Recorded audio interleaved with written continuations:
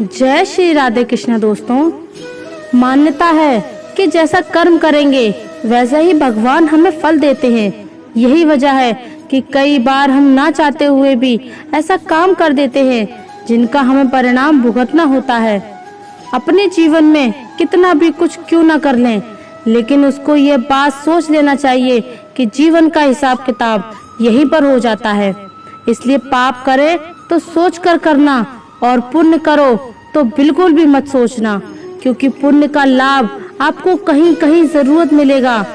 भगवान श्री कृष्ण ने कहा है, पाप करोगे तो उसका परिणाम आपको तुरंत मिल जाएगा और उसका एहसास भी आपको उसी समय हो जाएगा जब आप उसकी सजा को भोग चुके होंगे। लेकिन पुण्य करो तो दिल खोलकर करना, उसके लाभ की कामना भी मन में मत लाना। यदि उसके लाभ के बारे में सोचा तो तुम्हारा पुण्य बेकार चला जाएगा। धर्म के विरुद्ध जो काम होते हैं वे अधर्म कहलाते हैं। धर्म से पुण्य और अधर्म से पाप पैदा होता है। धर्म और अधर्म दोनों को संबंध मन, वाणी और शरीर में होता है। इन तीनों पर ध्यान नहीं रखा जाए तो 10 तरह के पाप हो जाते हैं। इन पाप कर्मों के कारण बुद्धि और विचार भी दूषित हो जाते हैं, जिसकी वजह से बार बार गलत काम ही होते रहते हैं। इन पाप कर्मों के कारण कई बार कई तरह की परेशानियां भी आ जाती हैं। हिंसा, किसी की हत्या या कष्ट पहुंचाना, चोरी, अन्यथा काम अवैध रीति से मैथुन पे शून्य चुगलखोरी, निष्ठुर भाषण, झूठा व्यवहार, वेद युक्त बातों से दिल दुखाना, अविनय, अशिष्ट, नास्तिकता और अवैध आचरण, ये 10 प्रकार के पाप कर्म हैं। इन्हें शरीर, वाणी और मन से छोड़ देना उचित है। दूसरों के धन को प्राप्त करने की प्लानिंग बनाना और कोशिश करना पाप है। इसलिए मेहनत और ईमानदारी से पैसा कमाना चाहिए। जिन कर्मों को नहीं करना चाहिए उन कामों को करने का मन मनाना भी पाप होता है। यानी जिन कामों से किसी को मानसिक या शारीरिक कष्ट होता है या किसी की भावना को ठेस लगती है, ऐसे कामों को भी पाप कहा जाता है। जीव, आत्मा, परमात्मा आदि में अर्श रखते हुए केवल शारीरिक सुख को ही सब कुछ मानना भी पाप कहलाता है। यानी स्वार्थी होकर जीवन नहीं जीना चाहिए। कठोर और मिथ्या भाषण को भी पाप माना गया है। किसी का दिल दुखाने वाली बातें नहीं बोलनी चाहिए, पर निंदा करना भी पाप होता है। इसलिए किसी की बुराई नहीं करनी चाहिए। फालतू बातें करना भी पाप होता है। यानी जिन बातों का कोई मतलब ना हो, ऐसी बातें बोलने से दूसरे इंसानों के मन और भावनाओं पर गलत प्रभाव पड़ता है। मन, वचन और कर्म से किसी को दुख पहुंचाना भी पाप कहलाता है। बिना दिए किसी की चीज लेना पाप होता है। किसी इच्छा के बिना चीज लेने को चोरी माना जाता है। इस तरह के कामों को भी पाप कहा जाता है। पर स्त्री पुरुष के साथ संबंध बनाना या किसी की इच्छा के बिना ऐसा काम करना पाप कर्म कहलाता है। नास्तिक होना यानी भगवान में आस्था नहीं रखना भी पाप है। भगवान में आस्था नहीं होने से इंसान को गलत कामों के दंड का डर नहीं होता और वह बिना डरे गलत काम करता रहता है। हिंदू धर्म ग्रंथ वेदों का संक्षिप्त है। उपनिषद और उपनिषद का संक्षिप्त है। गीता, स्मृतियां उक्त तीनों की व्यवस्था और ज्ञान संबंधी बातों को स्पष्ट तौर से समझाती हैं। पुराण, रामायण और महाभारत हिंदुओं का प्राचीन इतिहास है। धर्म ग्रंथ नहीं, विद्वान कहते हैं जीवन को ढालना चाहिए। धर्म ग्रंथ अनुसार यह प्रस्तुत है।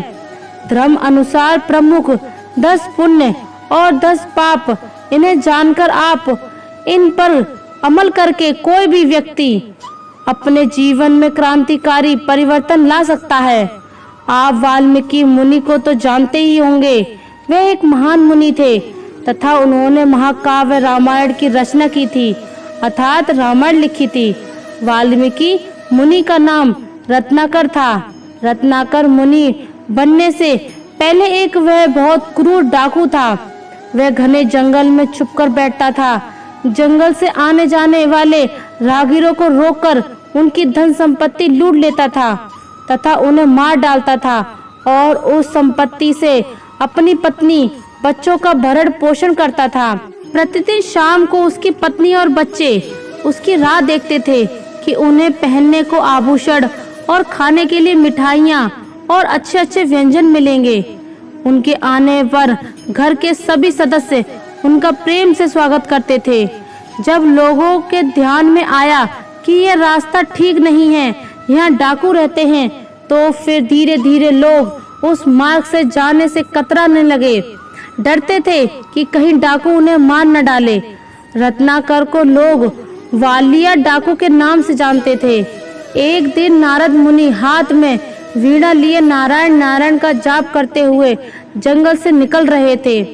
वाल्य डाकू वही जंगल में छुपकर बैठा हुआ था तथा यात्रियों की प्रतीक्षा कर रहा था, जिससे वे उन यात्रियों को लूट सके तथा आज अपने परिवार का भरण पोषण कर पाए। नारद मुनि के शब्द वाल्य के कानों तक पहुँचे। वह उन्हें लूटने के उद्देश्य से उनके सामने पहुँच गया। उसके हाथ में उन्हें मारने के लिए तलवार थी। उसने नारद मुनि को लूटने के लिए रोका और कहा कि तुम्हारे पास जो भी है वह मुझे दे दो और तभी तुम आगे जा सकोगे। नारद मुनि ने उसे देखा और शांति से हंसते हुए कहा कि ये देखो, मेरे हाथ में वीणा और मुख में हरि नाम के अलावा मेरे पास कुछ भी नहीं है। इस पर वाले डाकू ने अपने हाथ की तलवार उठाई और कहा कि जो है वह सब दे दो, नहीं तो तुम्हारी गर्दन काट दूंगा। इस पर थोड़ा भी गुस्सा न कर नारद मुनि ने कहा कि अरे मेरी गर्दन खुशी से उड़ाओ, परंतु उसके पूर्व मेरे एक प्रश्न का उत्तर तो दे दो। नारद मुनि का शांत आनंदित मुख देखकर वाल्य डाकू भी थोड़ा विचलित हो गया और बोला, ठीक है, पूछो। इस पर नारद जी मुनि ने उससे कहा कि यह जो तुम लूटपाट करते हो, जिनके कारण तुम्हें बहुत पाप लगेगा, उस पाप के कारण तुम्हें बहुत दुख भोगने पड़ेंगे, तो तुम यह सब क्यों करते हो? उस पर रत्नाकर वाल्य ने उत्तर दिया कि मैं ये सब अपनी पत्नी और बच्चों के पेट भरने के लिए कर रहा हूँ। इस पर नारद मुनि ने कहा, जिसके लिए तुम यहाँ पाप कर रहे हो, वह तुम्हारी पत्नी और बच्चे क्या तुम्हारे इस पाप का आधा फल भोगेंगे? इस पर रत्नाकर बोला, हाँ, उनके लिए ही तो मैं ये सब करता हूँ, तब वे तो इस पाप का आधा फल तो भोग ही सकेंगे। नारद मुनि ने कहा, तुम पहले घर जाओ और उनसे पूछो कि वह तुम्हारे पाप का आधा फल भोग अथवा नहीं। यह सुनकर रत्नाकर वाल्य ने थोड़ा विचार किया और कहा कि जब तक मैं घर से इस प्रश्न का उत्तर नहीं लेकर आता, तब तक तुम यहीं पर रहना और कहीं भागने की कोशिश न करना। वह अपने घर की ओर चल दिया। घर जाकर उसने अपने बच्चों और पत्नी से पूछा कि मैं प्रतिदिन तुम्हारे लिए लोगों को लूटता हूँ, मारता हूँ, इसके कारण मुझे जो पाप मिलने वाला है, क्या उस पाप का आधा फल तुम भोगने के लिए तैयार हो? यह सुनकर प्रतिदिन रत्नाकर का प्रेम से स्वागत करने वाली पत्नी, बच्चे उस पर गुस्सा होकर बोले, हमारा भरण पोषण करना तुम्हारा कर्तव्य है। हमने जो तुम्हें पाप करने को नहीं कहा, तुम ही अपने मन से ये सब करते हो, तो इस पाप को तुमने ही भोगना है। हम इस पाप का आधा फल क्यों भोगे? बहुत समय बीतने के बाद एक दिन क्या हुआ कि जब नारद मुनि उस जंगल से निकल रहे थे, तब उन्हें चींट की बाबी से राम राम की आवाज सुनाई दी। उन्हें बहुत आश्चर्य हुआ। वह तुरंत वहीं रुक गए और सोचने लगे कि ये आवाज उस चींटियों की बाम्बी से क्यों आ रही है। उन्होंने बाम्बी की मिट्टी हटाई, तब उन्हें राम नाम में मग्न रत्नाकर दिखाई दिया। रत्नाकर को देख उन्हें बहुत आनंद हुआ। उन्होंने धीमे से रत्नाकर को पुकारा। रत्नाकर ने धीरे धीरे अपनी आंखें खोली तो उन्होंने अपने सामने नारद मुनि को देखा और उसे बहुत आनंद हुआ। उसने उनके पैर पकड़े और उनकी आंखों से आंसू की धारा बहने लगी, जिससे उनके चरणों का अभिषेक हो गया। नारद मुनि ने उनको उठाया और शांत करते हुए कहा कि उठो, अब से तुम डाकू रत्नाकर नहीं, अब से सारे लोग तुम्हें वाल्मीकि मुनि के नाम से जानेंगे। आगे जाकर वे वाल्मीकि मुनि के नाम से प्रसिद्ध हो गए। वाल्मीकि मुनि ने उस रामायण का आदर्श हम सभी अपने जीवन में मानते हैं। दोस्तों, आपने देखा कि ईश्वर का नाम जपने से किस प्रकार एक डाकू के सभी पाप नष्ट हो गए और वह मुनि बन गया। हमें भी इसी प्रकार ईश्वर का नाम अर्थात नाम जप करना चाहिए। हमारे पाप नष्ट होते हैं। कहते हैं कि हर मनुष्य को अपने कर्मों का फल जरूर मिलता है, चाहे पाप हो या पुण्य। अच्छे कर्म करने पर पुण्य मिलता है, तो ठीक इसी तरह बुरे कर्म करने का पर भी यही पाप करने का नरक भी भोगना होता है। इस संबंध में पुराण में विस्तार से बताया गया है। इसमें यह भी बताया गया है कि बुरे कर्म करने पर व्यक्ति को मृत्यु के बाद कौन सी सजा मिलती है और कौन सा नरक भोगना होता है। एक दिन इन सब वस्तुओं को ज्यों का त्यों छोड़कर यहाँ से चल देना है। जब जाएंगे तब साथ में कुछ भी नहीं ले जाएंगे। से भगवान साथ छूटने वाला नहीं है। साथ में एक छोटा सा तिल भी नहीं ले जा सकते। आप कितने भी उपाय कर लो, सारे उपाय यहीं धरे रह जाएंगे। से भगवान नारा, प्रभु की भक्ति, दुखियों की सेवा, दान पुण्य साथ में अवश्य जाएगा। साथ में जो जाएगा वही तो आपका हुआ। साथ में जो नहीं ले जा सकते वह सब पराया हुआ। जीते जी उन पराई वस्तुओं से मुख क्यों रखें? आप गंभीरता से जाकर विचार करें। साथ में एक तिल भी नहीं ले जाने पाएंगे तो फिर अशांति, हाय, छीना झपटी क्यों? किसके लिए? भगवान का हुक्म है, हर कार्य प्रभु के निमित्त समझकर फल प्रभु पर छोड़ दो। वे कभी बुरा नहीं करेंगे। ना ही तो सोचा तो फिर दुख क्यों करें? दुख सुख भी एक सोच के कारण ही तो होते हैं। दुख को भी सुख मानो, प्रभु सुख ही सुख कर देंगे।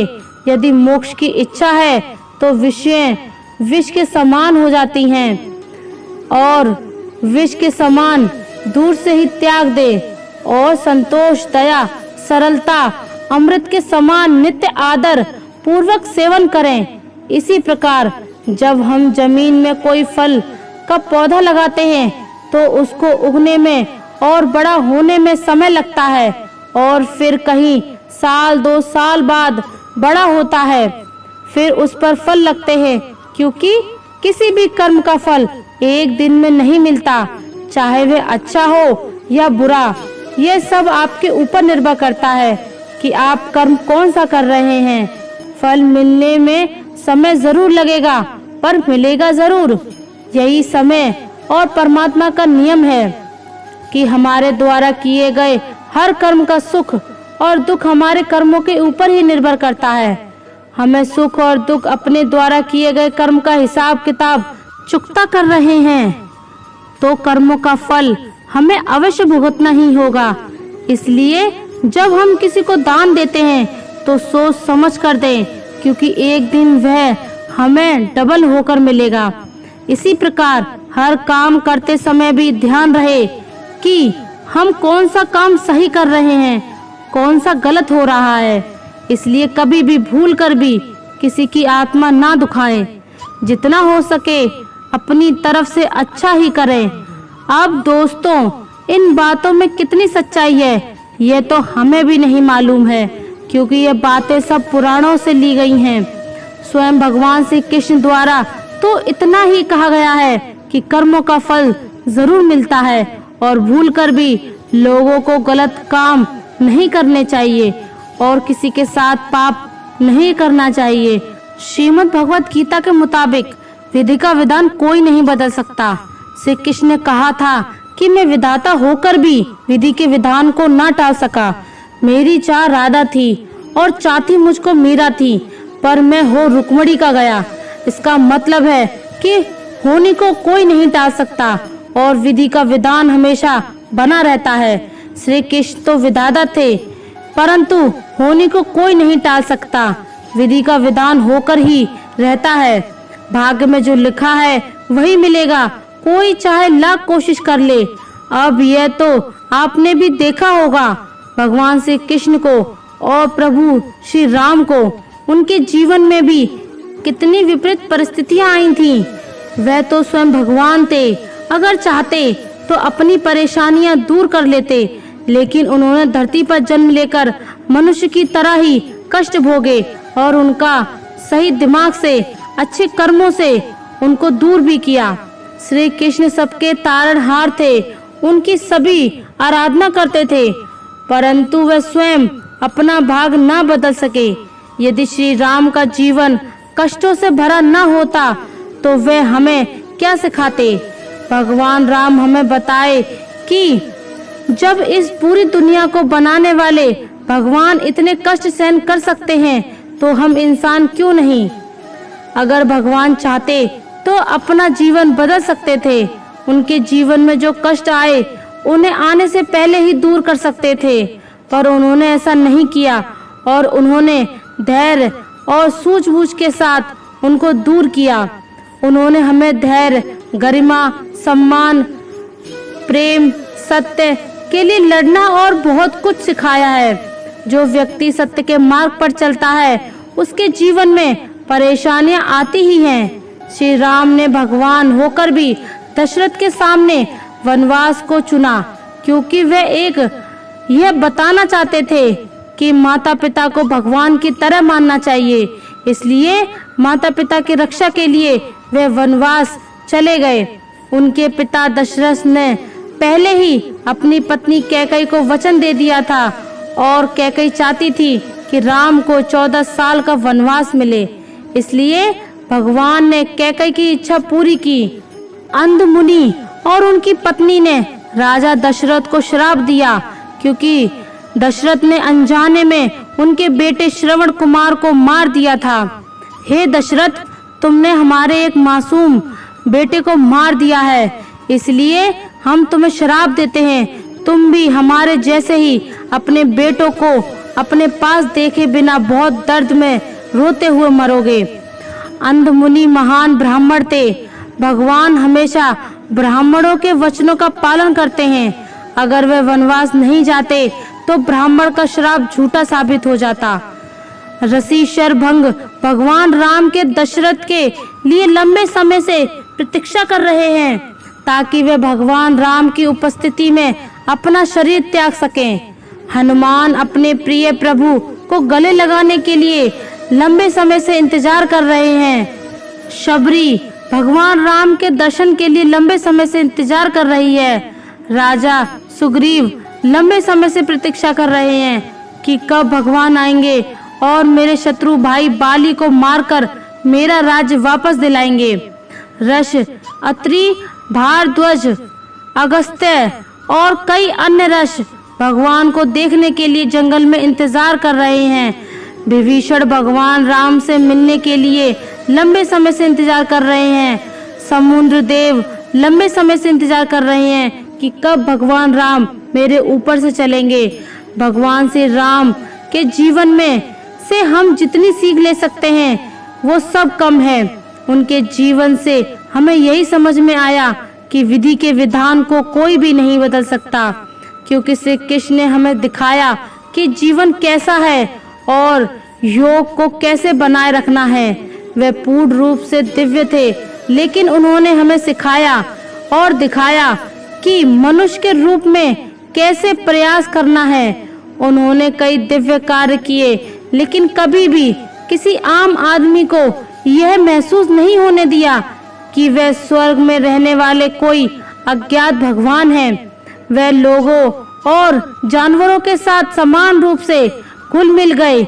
उन्होंने सभी समूहों के लोगों के साथ काफी समय बिताया और बाल वालों को के साथ रहकर एक ग्रामीण जीवन जिया। श्री कृष्ण को राधा से प्रेम था। राधा भी उनसे प्रेम करती थी। मीराबाई ने तो बचपन से ही श्री कृष्ण को अपना पति मान लिया था। श्री कृष्ण भक्ति में वे ऐसी रम गई कि उनके द्वारा कृष्ण भक्त के गीत आज भी विश्व विख्यात हैं। गीता का उपदेश देते हुए युद्ध के मैदान में श्री कृष्ण ने अर्जुन को दिव्य उपदेश दिए। उन्होंने कर्म के बारे में बताया कि हमें फल की इच्छा न रख कर्म करना चाहिए। कर्म महत्वपूर्ण होता है, उनका परिणाम अच्छा होगा या बुरा ये हमें ईश्वर पर छोड़ देना चाहिए। विधि का विधान का मतलब है जो भी किस्मत में लिखा है वह होकर ही रहेगा।